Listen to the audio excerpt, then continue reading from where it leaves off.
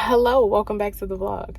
I am about to go into the grocery store, so I'm going to take y'all with me. For whatever reason, I was drawn to come to ShopRite today, which I usually don't come to, but I'm just, I'm a girl that follows her intuition, so that's where we're going. So welcome to the vlog. I'm so bad at this, but this is what I've gotten so far. String beans, Brussels sprouts, some pork chops, burgers under there for lunch today, some potatoes, salmon, pack of chicken, these for mom, water, regular stuff. Don't mind this ain't got a pillowcase on, okay? It's real. I ain't got a duvet on my, it's a little ghetto, okay? Just don't mind your business. Mind your business, okay? I wanted to talk about reading goals for the week. So obviously I got all my stuff. Hold on. So I'm finishing up Parish. I'm gonna be up for the rest of the night reading this. Finishing reading this. I have about, let's see, about 90 pages left. 98 pages. But I wanted to talk about what my reading goals for this week are, since it is Sunday. So first we have Afterlife by Abdul Razak Gurna.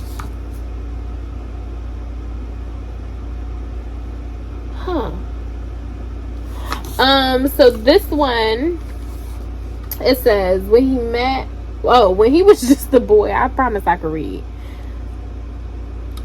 Elias was stolen from his parents on the coast of East Africa by German colonial troops. After years away fighting against his own people, he returns home to find his parents gone and his sister Afia little more than a slave to another family. Hamza too returns home from the war, scarred in body and soul, and with nothing but the clothes on his back, until he meets the beautiful, undaunted Afia. As these young people live and work and fall in love, their fates knotted ever more tightly together. The shadow of a new war on another continent falls over them, threatening once again to carry them away. Spanning from the end of the 19th century, when the colonizers carved up Africa, on through the tumultuous decades of revolt and suppression that follow. Afterlives is an astonishing, moving portrait of survivors refusing to sacrifice their humanity to the violent forces that assailed them. So this was actually a Nobel Prize winner in literature, and yeah, I want to read this. It feels like it's gonna be good. So yeah, that is up on the list for this week, as well as Take My Hand by Dolan Perkins Valdez. Oh, she is beautiful. So this one I've heard amazing things about. I've just got my arm in the way, my bad, y'all. So it says, Montgomery, Alabama, 1973. Fresh out of nursing school, Sybil Townsend intends to make a difference, especially in her African American community. At the Montgomery Family Planning Clinic, she hopes to help women shape their destinies, to make their own choices for their lives and bodies. But when her first week on the job takes her along a dusty country road to a worn down one-room cabin, Sybil is shocked to learn that her new patients, Erica and India, are children, just 11 and 13 years old. Neither of the Williams sisters has even kissed a boy, but they are poor and black, and for those handling the family's welfare benefits, that's reason enough to have the girls on birth control. As Sybil grapples with her role, she takes India, Erica, and their family into her heart, until one day she arrives at their door to learn the unthinkable has happened, and nothing will ever be the same. Decades later, with her daughter grown and a long career in her wake, Dr. Sybil Townsend is ready to retire, to find her peace, and to leave the past behind. But there are people and stories that refuse to be forgotten, that must not be forgotten, because history repeats what we don't remember. Inspired by true events and brimming with hope, Take My Hand is a stirring exploration of accountability and redemption.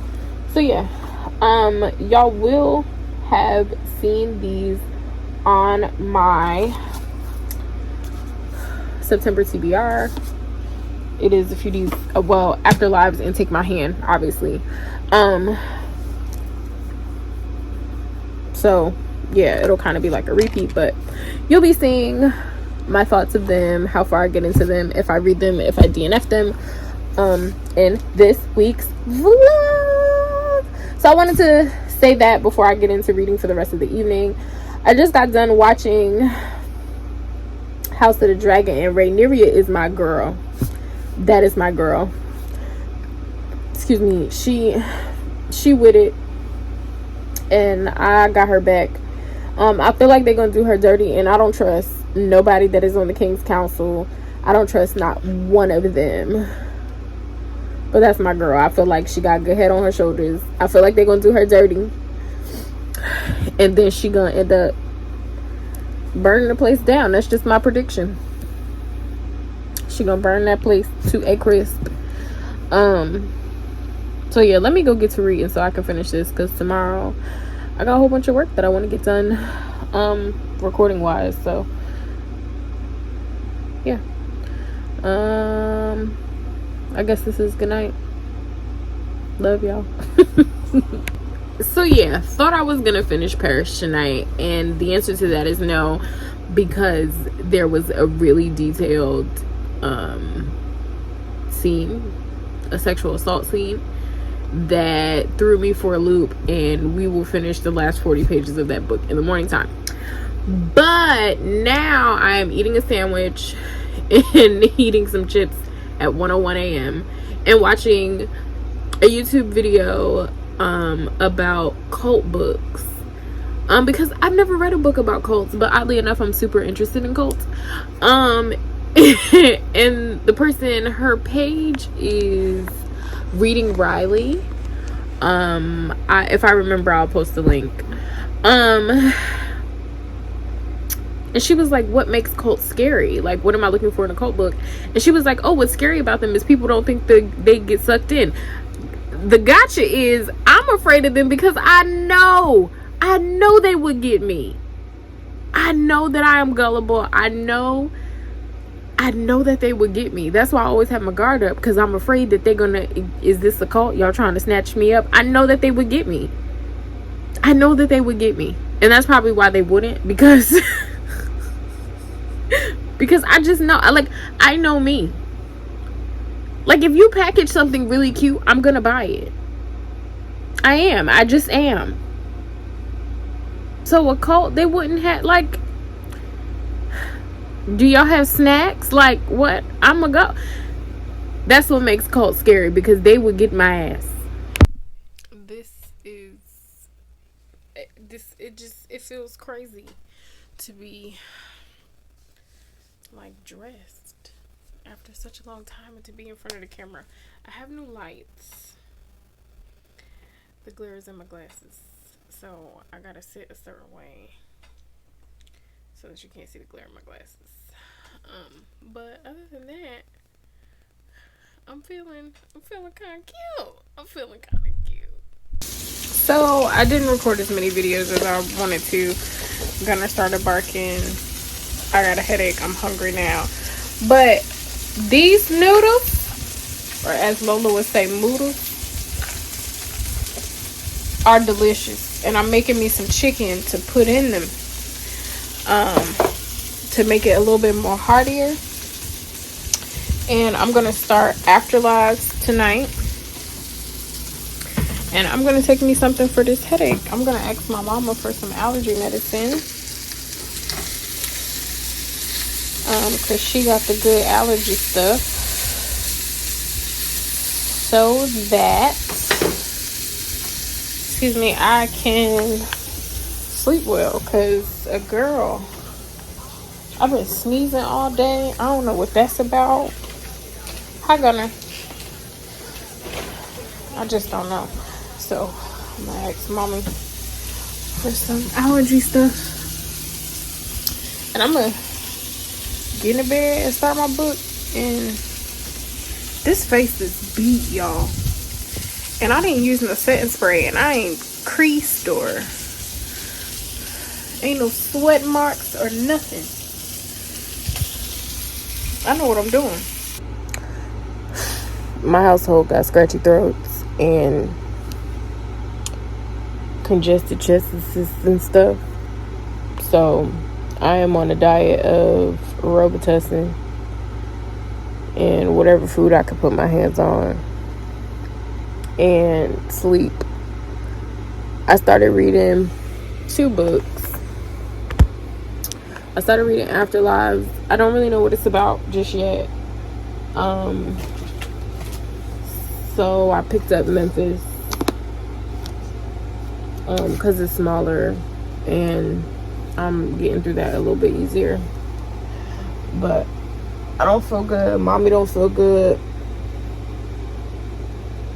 We just not feeling good. So yeah.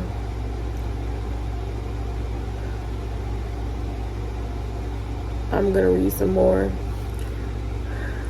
and then it'll be time for me to drug myself again. So I'll catch y'all a little later. Now,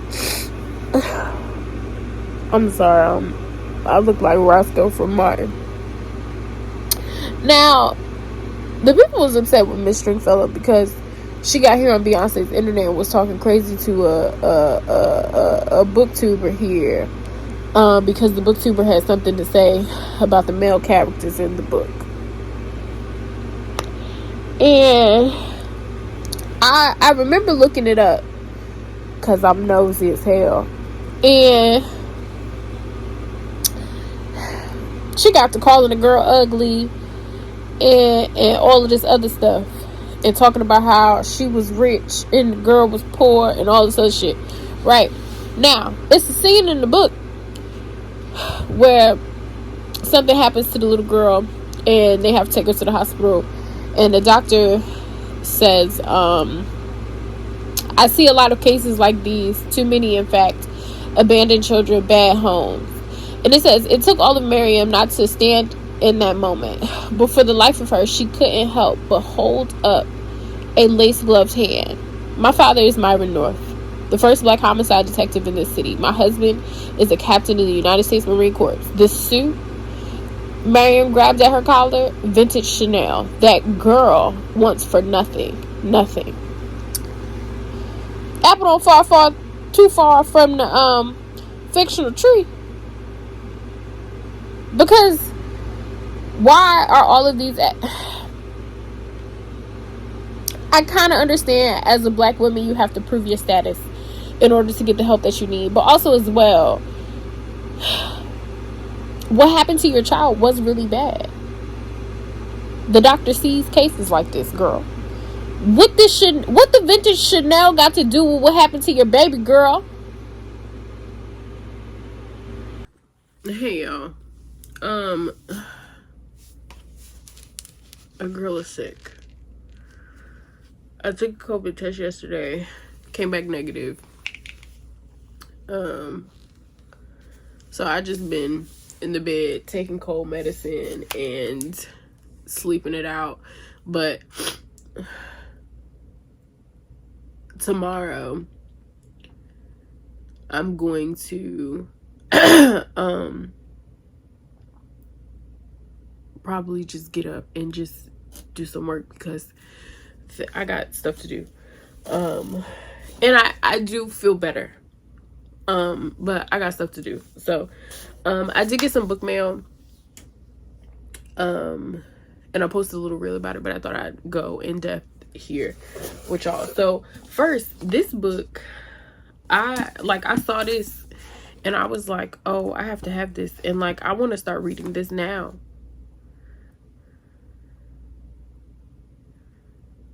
I want to start reading this right now. It's The Addict Child by Lola J. Either J or Jai. I'm not sure. But I want to start reading this right now. So it says she's an author, registered psychotherapist, and a speaker who has penned 6 novels and a self-help book. She was born and raised in London, England, and has lived in Nigeria and the United States. Excuse me. Awesome. So this says a riveting dual narrative of love, loss. Oh, hold on, I need a tissue. Of love, loss, and identity, centering on two children separated by decades who, bound by a secret, find themselves locked away in the same attic years apart. Early 1900s, taken from his homeland, 12-year-old Celestine spends most of the time locked away in the attic of a large house by the sea. The only time Celestine isn't bound by the confines of the small space is when he is acting as an unpaid servant to English explorer Sir Richard Babington. As the years pass, he desperately clings to memories of his family in Africa, even as he struggles to remember his mother's face and sometimes his real name. 1974, Laura, a young orphan girl born into wealth and privilege, finds herself trapped in the same attic. Searching for a ray of light in the darkness of the attic, Laura finds a message carved on the wall, written in an unidentifiable language, and under the floorboards an old-fashioned pen, a porcelain doll, a beaded necklace, providing comfort for her when all hope is lost. These clues will lead her to uncover the secrets of the addict. Yeah, as soon as I saw this and I read that for the first time, I was like, ooh, I definitely want to see how this goes. I still need to finish Memphis, and I will talk about that in a second, because I think I'm gonna finish that book. And y'all know I'm a big proponent of like just don't read it, just DNF it. But I want to know what happens to the characters. I just think the writing style is fucking trash. And not even we'll talk about it in a second.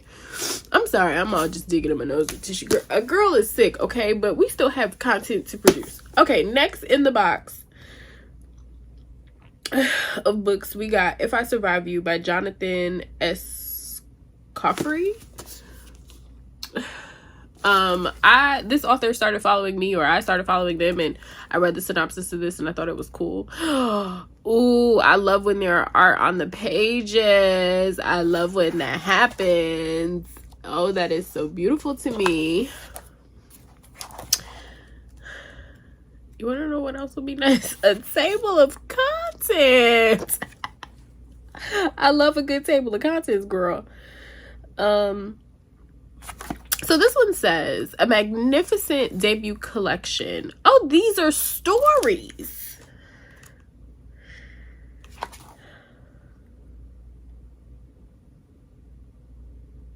These stories are told with such grace, humor, insight, and precision that readers will want to return to them again and again.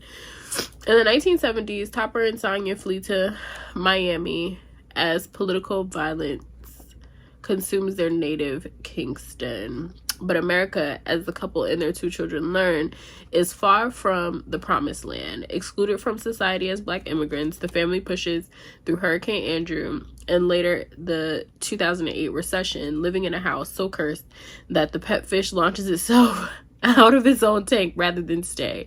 But even as things fall apart, the family remains motivated, often to its own detriment, by what the younger son Trelawney calls the exquisite racking compulsion to survive. Masterfully constructed with heart and humor, the linked stories in If I Survive You center on Trelawney as he struggles to carve out a place for himself amid financial disaster, racism, flat out bad luck. And flat out bad luck. After a fight with Topper, Trelawney claws his way out of homelessness through a series of odd, often hilarious jobs. Meanwhile, his brother Delano attempts a disastrous cash grab to get his kids back, and his cousin Kookie looks for a father who doesn't want to be found. As each character searches for a foothold, they never forget the profound danger of climbing without a safety net. I think this might be next month. I think this might be October's book club pick, because we haven't read like a series of short stories before. Excuse me, but I think that would be cool. Next on the list, we have, again, another beautiful book cover, but this is On the Rooftop by Margaret Wilkerson, Sexton. So it says, a novel of music, love, and the colliding dreams of mothers and daughters in gentrifying 1950s San Francisco. Had me with music, had me with the historical fiction of 1950s. But it says, at home they are just sisters, but on stage they are the Salvations. Ruth, Esther, and Chloe have been singing and dancing in harmony since they could speak. Thanks to the rigorous direction of their mother, Vivian, they've become a bona fide girl group who shows at the talk of jazz era Fillmore. Now Vivian has scored a once-in-a-lifetime offer from a talent manager who promises to catapult the Salvations into the national spotlight.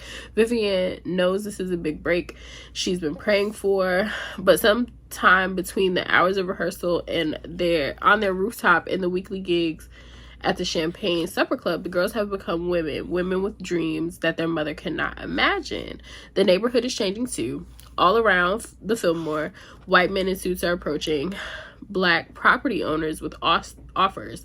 One sister finds herself called to fight back. One falls into the comfort of an old relationship. Another yearns to make her own voice heard. And Vivian, who has always maintained control, will have to confront the parts of her life that threaten to splinter the community, the Salvations, and even her family. Warm, gripping, and wise, the echoes of Fiddler on the Roof, Margaret Wilkerson Sexton's latest novel, is a moving family portrait from a writer of uncommon nerve and talent. This sounds like it's going to be really good. It's giving... Why don't we just flip the wigs to the back? It look real sophisticated. It's giving the dream girl. We're your dream girls, boy. We'll make you happy. Yeah. Jesus Christ, I'm tired of being sick. We're your dream girls, boys. That is my movie. We'll always care. We're your dream girls. All right, one more book. Dream girls will never leave you. Yes, they will, because if you ain't shit, we got to go. Dream or not, bye. Oh my God, I feel like a little snot-nosed baby. That's what got me sick. A little snot-nosed baby, but she cute, so we not even going to do her like that. I'll be bad. I ain't wanna blow my nose and scar y'all for the rest of your lives. Okay, last of my book mail. We got, first of all, get into this cover. Get into Miss Ma'am, okay? She has flowers blooming. There's color behind her. The face, the neck structure, okay? Mama is a super model. This is The Two Lives of Sarah. And did I get it because of the cover? Yes. You know me well. We don't have to talk about it. We don't have to talk about it. We don't have to talk about it. We don't have to. Always singing. Okay, so it says, in 1960s Memphis, a young mother finds refuge in a boarding house where family encompasses more than just blood and the hidden truths you can bury or set you free. I don't know why that sentence didn't sound right in my head. So it says, Sarah King has nothing save for her secrets and the baby in her belly as she boards the bus to Memphis, hoping to outrun her past in Chicago. She is welcomed with open arms by Mama Sugar, a kindly matriarch and owner of a popular boarding house, the Scarlet Poplar. I could read. Like many cities in early 1960s America, Memphis is still segregated, but change is in the air. News spreads of the freedom riders across the country. People like Martin Luther King Jr. are leading the right the fight for equal rights. Black literature and music provide the stories and the soundtrack for these turbulent and hopeful times. And Sarah finds herself drawn in by conversations of education, politics, and a brighter tomorrow with Jonas, a local school teacher. Romance blooms between them, but secrets from Mama Sugar's past threatens their newfound happiness and lead Sarah to make decisions that will reshape the rest of their lives. It's giving, what was that movie that was on the HBO? Lackawanna Blues. That's the vibe that I'm getting from that. My time frame might be off, but that sounds like it's gonna be really good. Again, got it because of the cover. So let's talk Memphis. I really think I'm gonna hate read the rest of this book. The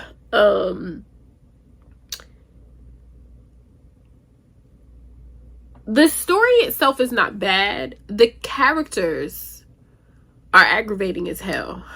I'm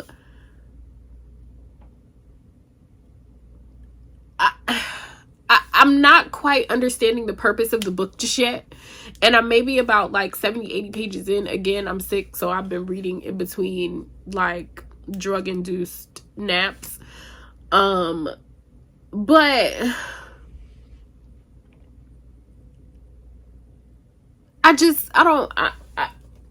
there has to be reason. And if there is none, I'm gonna raise hell, because she got on here and was talking crazy about that girl because that girl had things to say about the characters in this book, all for this writing to be stupid. And I just can't get past these timeline jumps that don't make sense. It's like the chapter will say 1988, right? And it seems like they're in the present having a conversation, but then they jump backwards. So are we in 1998 or are we in the present having a flashback? Like, it's giving dumb. It's giving dumb. And I don't know. I want to know what happens to the characters though. Even though the mama, Miriam, she get on my nerves. She get on my nerves real bad.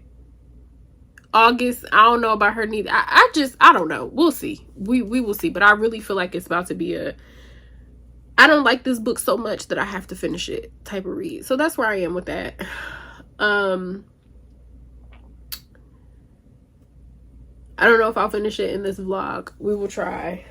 And yeah, that is today. I'm waiting for my food to get here so that I can eat and take some more meds and lay it on down.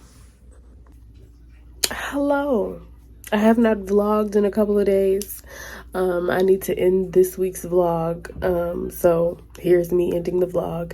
Nothing has happened. We have been sneezing and snotting in this household. And that has pretty much been it. I've decided to put Memphis down, but I did start reading Take My Hand, and I'm really enjoying it. I'm only like, 20, 30 pages in. But it's holding me in, but we'll talk about that in next week's vlog. And that is it. I love you. You are kind, you is smart, you is important.